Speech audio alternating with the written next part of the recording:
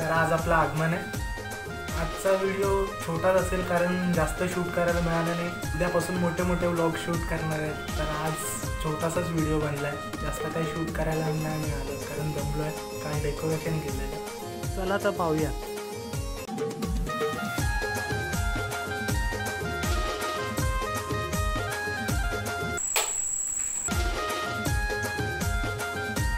रात्रभर डेकोरेशनची तयारी चालू होती।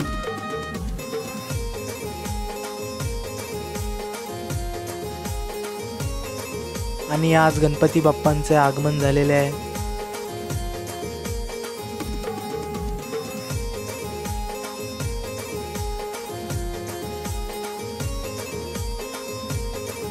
तर डेकोरेशन कसे झाले आहे कमेंटमध्ये नक्की कळवा।